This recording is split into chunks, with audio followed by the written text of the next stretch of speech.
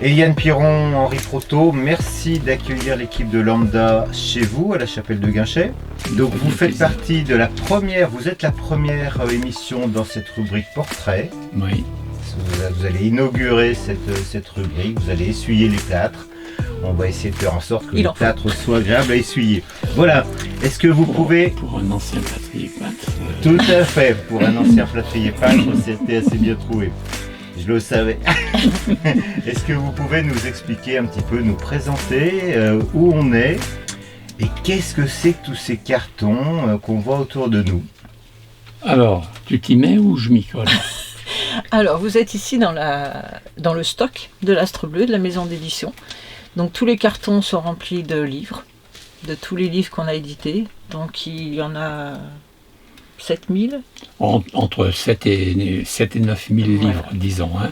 Que l'on a en stock.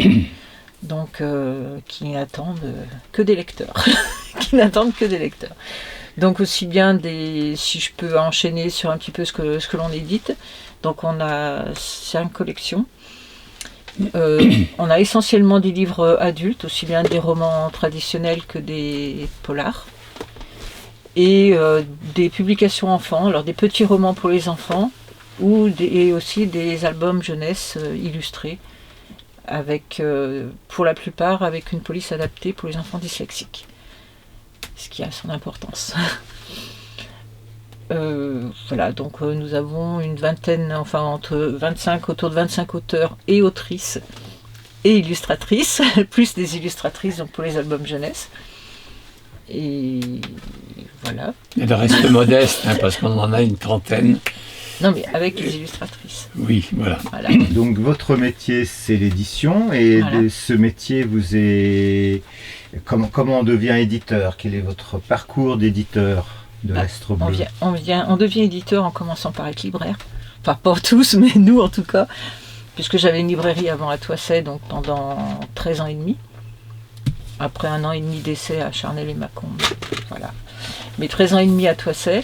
Et donc, en tant que libraire, je recevais des auteurs régionaux qui venaient en dédicace. Et en discutant avec eux, on s'est rendu compte que les auteurs régionaux, même s'ils étaient très bons auteurs, avaient beaucoup de mal à se faire éditer. Et en recevant Martial Victorin, qui est venu plusieurs fois dédicacer des livres qu'il avait publiés, on a finalement décidé, comme ça, de créer la maison d'édition avec lui. Donc on est tous les trois à l'origine de la création de l'Astre Bleu. Alors, ce livre a été édité pour la première fois. Nous faisions de la recherche sous cette forme-là. Lorsque d'autres auteurs nous ont rejoints, nous avons décidé de créer un style d'édition. Un style de couverture.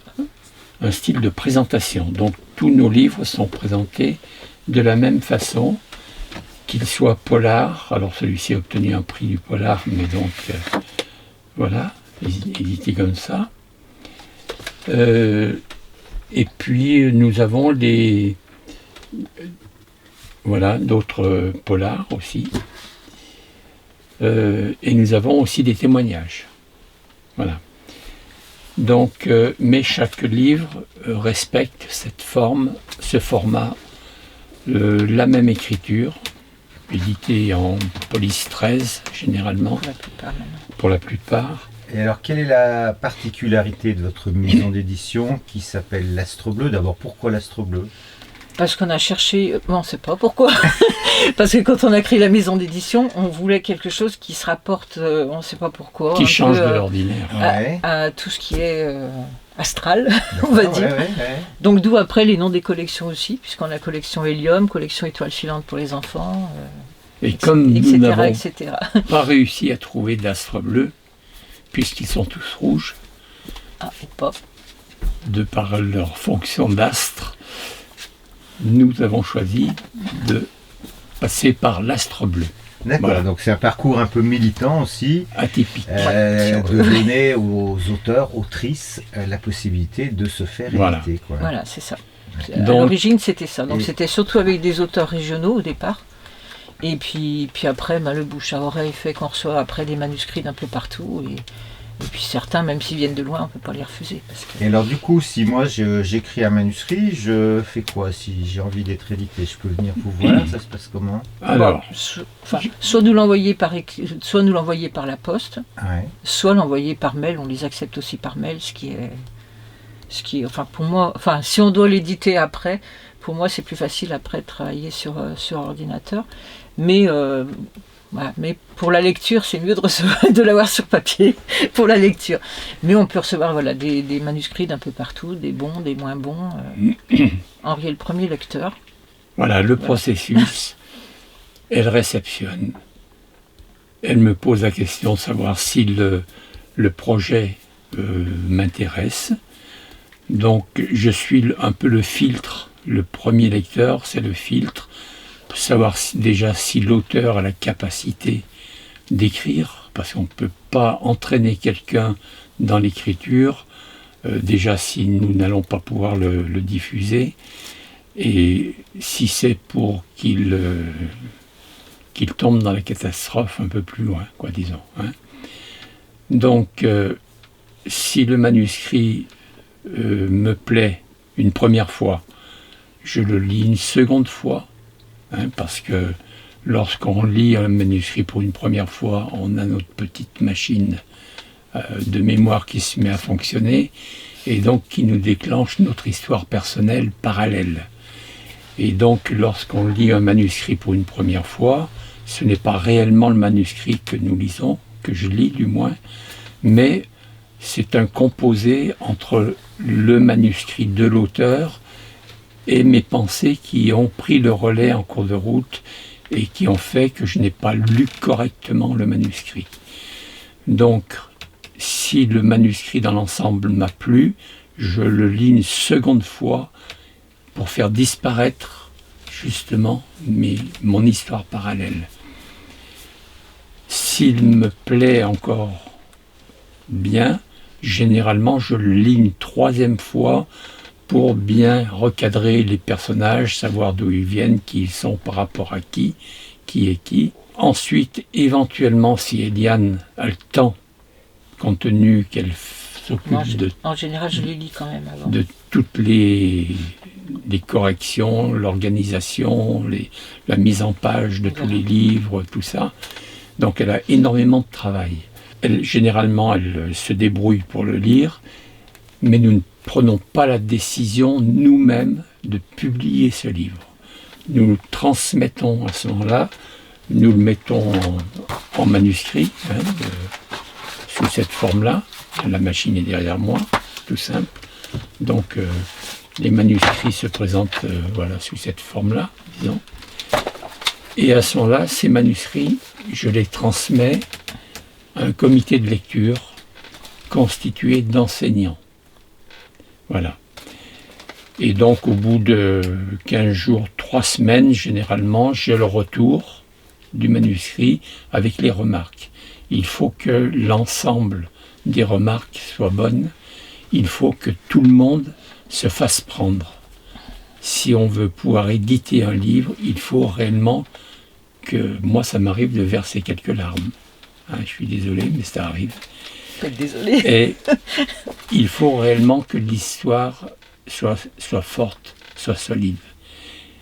Et partant de là, lorsque le manuscrit revient, généralement je le relis une 4e fois pour vraiment m'imprégner de ce livre-là.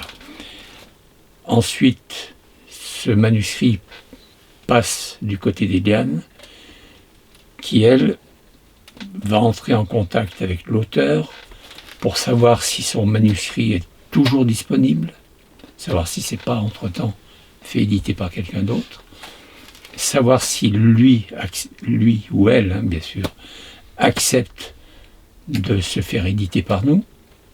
Nous discutons des conditions de notre système de fonctionnement et si nous tombons d'accord, nous proposons un contrat d'édition. À compte d'éditeur. bien à préciser. Voilà. Donc un compte d'éditeur, Un compte ça d'éditeur, veut dire quoi puisque- Ça veut dire qu'on Ouais. prend tous les risques financiers, que si on décide d'éditer un livre, ça veut dire que le livre nous a plu et qu'on est à 100% dedans. Donc l'auteur n'aura rien à payer, ni pour la couverture, ni pour les corrections, rien du tout. On prend tout. C'est pour ça que c'est important aussi de faire un bon tri de départ, parce que voilà, les risques financiers, on les prend quand on fait imprimer le livre, quand on fait faire la couverture, parce que là, la couverture, on a un graphiste qui nous fait nos couvertures, c'est pas de notre sort. Donc c'est tous des frais qui sont engagés et on a besoin d'être sûr des auteurs, des livres. Voilà. Voilà, donc ensuite vous faites en fait imprimer les livres. Après, non, après le contrat, Ouais. après le contrat, c'est moi qui interviens, je fais toutes les corrections. Les corrections, la mise en page, le graphiste après fait la couverture, et après tout ça part. Donc c'est toujours en accord avec les auteurs, bien sûr, et tout ça part après chez l'imprimeur. Voilà.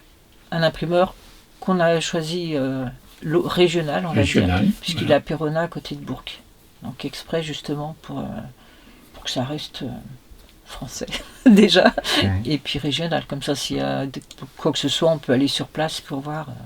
Voilà, ça simplifie. Parce que les premiers exemplaires que nous avons publiés, lorsqu'on les a reçus, alors qu'on commandait à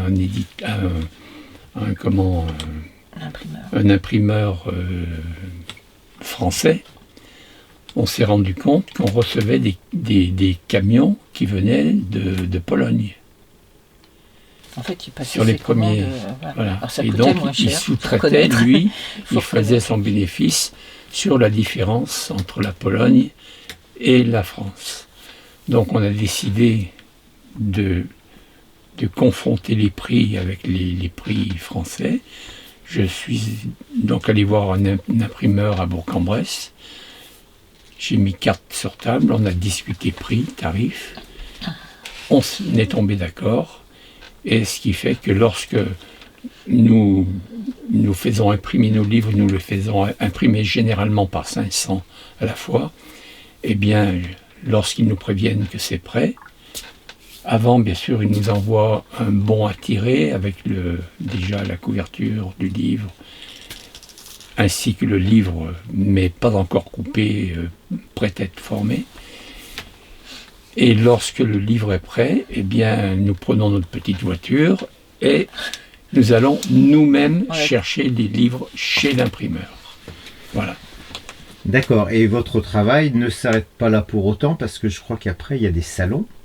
Ah bah Voilà. après, il faut. Plusieurs Après, salons alors, par après mois. déjà, on compte sur les auteurs pour quand même faire le maximum pour vendre leurs propres livres. Ouais. Donc en dédicace dans des librairies, des Cultura, etc., ou dans des salons.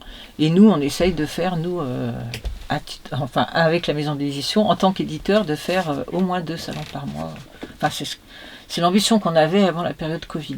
Bon, après, ça s'est un peu aggravé pendant 1 an et demi, tout était fermé. Mais là, par exemple, à la fin de l'année, on a 6 semaines de suite, on a des salons, 6 week-ends de suite, quoi. Voilà, et je crois que là, dernièrement, au mois de mai, vous avez organisé ici à la chapelle de Guinchet un événement un peu particulier. C'était particulier, Ouais. c'était justement parce que maintenant on a des auteurs qui sont un peu sur toute la France, donc beaucoup ne se connaissaient pas, ou ne s'étaient pas vus depuis très longtemps. Et du coup, le but de la chapelle, c'était déjà de nous faire connaître, parce qu'on est à la chapelle depuis 2 ans. Tout juste 2 ans d'ailleurs, là maintenant, tout juste 2 ans. Et le but c'était de se faire connaître sur la chapelle, mais aussi de rassembler nos auteurs ensemble pour qu'ils se connaissent, pour qu'ils puissent passer un bon week-end. Et passer un bon week-end, je crois que c'est bon, le but a été atteint.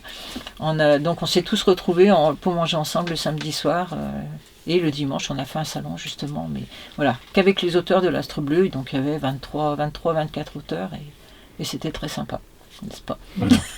Et ce, parce que nous avions remarqué que dans tout, chaque auteur a une personnalité différente, a une façon d'écrire différente, a une histoire différente à raconter. Ce ne sont jamais les mêmes histoires.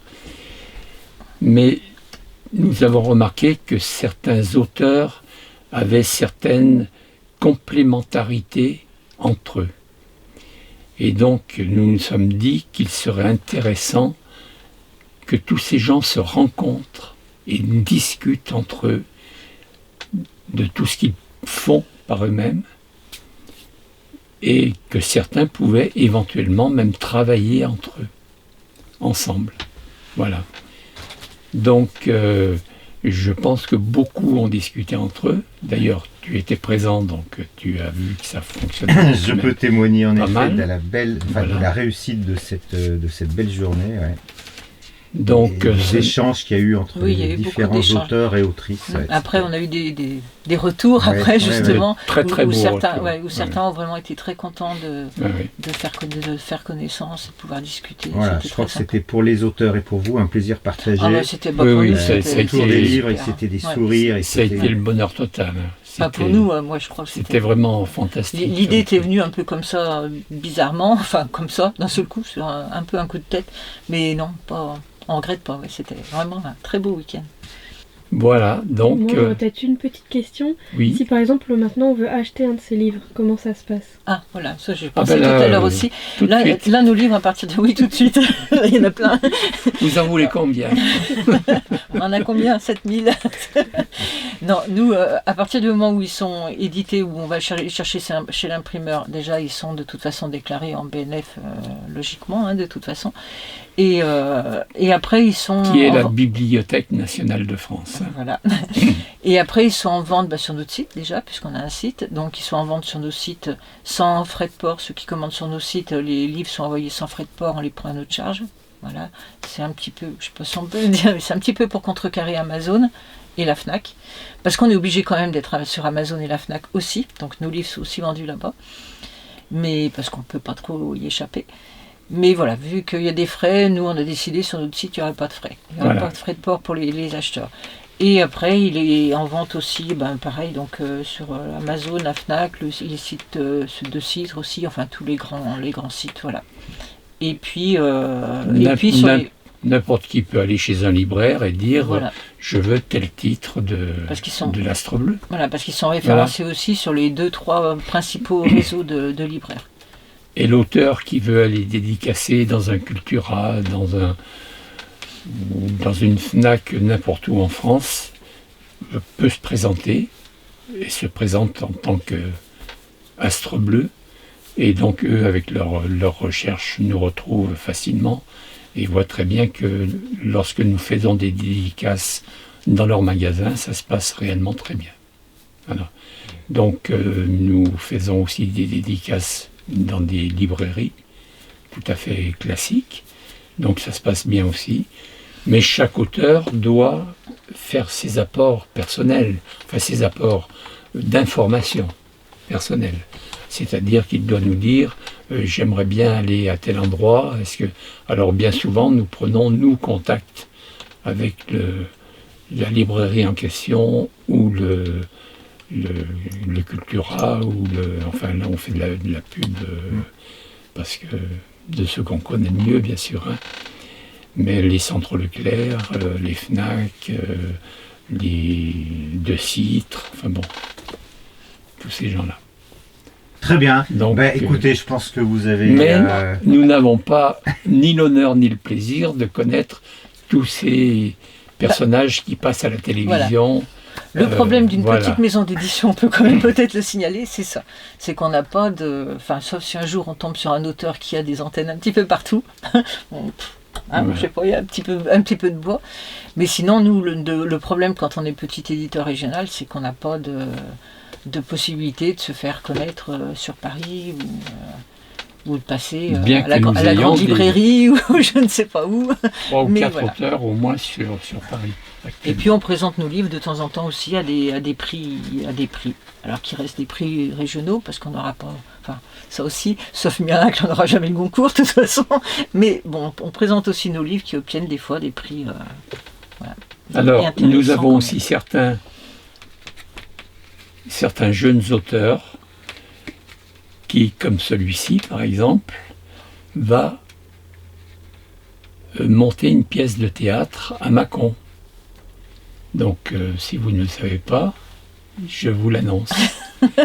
Donc, là, c'est un petit livre qui raconte l'histoire. Nous avons reçu le script pour la création de la pièce de théâtre. Et donc, ça peut être intéressant. Donc, Ça vous peut pourrez aller C'est le en voir. bonne voie, en tout Voilà, cas. c'est en bonne voie. Hein. Et là, il s'agit de Monsieur Loïc Lobut. Donc, sans vouloir faire de publicité particulière à quelqu'un, hein, voilà, hein, puisque nous avons plusieurs Lobut dans nos références. Nous en avons un autre qui est écrit sur Kennedy, Non, je crois. Celui-ci, non. Non. Voilà. Voilà. Ici, donc, Comment j'ai tué Kennedy. sur l'assassinat de Kennedy. D'accord. D'après les archives de plus de 50 ans d'âge qui ont été débloquées par l'administration Trump. Voilà. Donc nous avons différents auteurs, on pourrait vous parler de tous les auteurs, mais Non, c'est bon. ça C'est demanderait bon, là. quelques heures de L'occasion plus. d'un autre, Oui, voilà. Ouais. d'un autre reportage. Bon, je crois que vous avez admirablement parlé de votre Bah, engagement. On a dû faire le tour à peu près de quand la même, je pense. mission intellectuelle que vous vous êtes donnée, Voilà. de votre, votre colonne vertébrale, de votre raison d'avoir créé cette société. Alors cette en association. sachant que moi je suis bénévole à 100%, c'est-à-dire que même mes déplacements, nos déplacements pour aller sur n'importe quel salon sont pris totalement en charge par nous-mêmes, c'est-à-dire sur nos rentrées personnelles d'argent, et que Eliane est bénévole à 3/4 de temps sur 4/5e. à peu près, ça se tient, 4/5e. sur cette maison d'édition. Voilà. Voilà, Donc, c'est un bel investissement voilà. dont vous témoignez là aujourd'hui à l'équipe de Lambda, et puis cette passion de l'écrit, cette passion des livres, cette passion des rencontres. Des rencontres. Enfin, Votre pour nous, salon, pour il y nous, a c'est quelques les semaines, surtout les rencontres. à la Chapelle, en est un élément important, ces rencontres entre ces auteurs que vous avez fait se connaître, et fait se rencontrer, et fait Et- s'apprécier. Et puis ceux qui désirent rencontrer ces livres, à Toisset, tous les jeudis, ouverture de la petite galerie au 34 Grande Rue à Toisset, qui était une ancienne librairie tenue par Eliane autrefois. Tous nos livres sont exposés là-bas. Donc nous sommes ouverts de 10h du matin jusqu'à 1h30 et de 2h30 jusqu'à 7h du soir. Voilà, toutes les semaines, sur une journée. C'est pas beaucoup. C'est 10h, 12h30. Oui. Et non pas 13h30. Ah Mais C'est juste histoire de rajouter quelque Ouais, chose. voilà. Eliane. Bien, merci infiniment de nous avoir reçus, et puis de ce moment que vous avez partagé avec l'équipe de Lambda pour présenter votre association qui édite et ce beau nom de l'Astre Bleu. Merci infiniment.